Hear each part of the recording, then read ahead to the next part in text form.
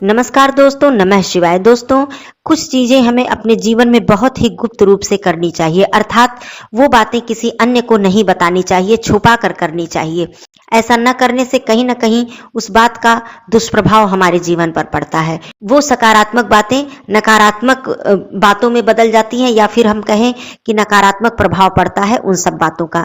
हमें कौन-कौन सी ऐसी बातें हैं जो कि छुपा कर रखनी चाहिए, गुप्त रखनी चाहिए। यदि हमारे जीवन में बहुत अत्यधिक खुशी का पल आ गया है, कोई बहुत अत्यधिक खुशी आ गई है, तो उसे बहुत ही शांति से, बहुत ही शालीनता से उस खुशी को मनाना चाहिए। बहुत ही ज़्यादा हो हल्ला करके या फिर बहुत ही ज़्यादा उसको दिखावा करके नहीं मनाना चाहिए। कहा जाता है कि बहुत अधिक खुशियाँ जो होती हैं, उसको भी किसी और की नज़र लग जाती है। तो बहुत अधिक खुशियों को भी बहुत ही अत्यधिक लोगों पे नहीं बाँटना चाहिए, या फिर बहुत अत्यधिक उसको दिखावा नहीं करना चाहिए। बहुत ही शांति से, बहुत ही शालीनता से उस खुशी को सेलिब्रेट करना चाहिए। दूसरी चीज़, बहुत ही अत्यधिक दुःख यदि हमारे जीवन में आ गया है, तो उस दुःख को भी बहुत ही शांति से, बहुत ही शालीनता से हमें सहना चाहिए। उसके लिए भी हमें बहुत अत्यधिक लोगों की सिंपैथी लेने के लिए या फिर बहुत अत्यधिक लोगों की संवेदना लेने के लिए हमें सबसे नहीं कहना चाहिए। बस उन्हीं लोगों तक उस दुःख को भी हमें कहना चाहिए जो आपके बहुत अधिक अपने हों और जो वास्तव में आपके लिए चिंतित हों,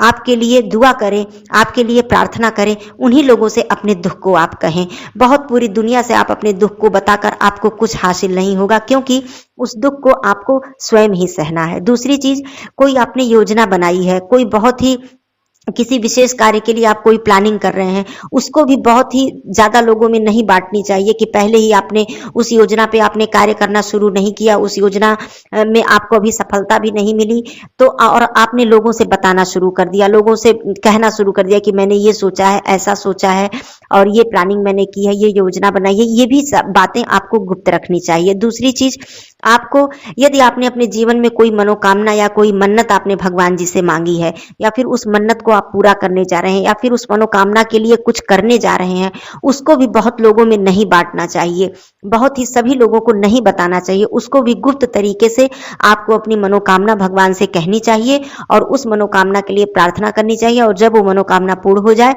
तो अपना आभार आपको भगवान जी से बहुत ही शांति से, किसी को बिना बताए आपको भगवान जी से अपना आभार प्रकट करना चाहिए। दोस्तों, ये सब ऐसी बातें हैं कि बहुत अधिक हो हल्ला करने से वो चीजें नकारात्मक रूप में आपके सामने कहीं ना कहीं आ जाती हैं।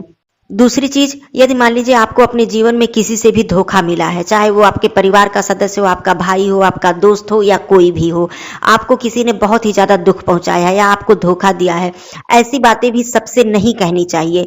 आपको धोखा मिला है, आपको दुख मिला है, उसे आप बहुत ही शांति से, धैर्य से उस चीज को सहन करें, समझदारी से उन सब चीजों से निकलें बाहर, और फिर आगे से उन सब बातों का ध्यान रखें कि आपको किन किन बातों को ध्यान देकर आगे बढ़ना है।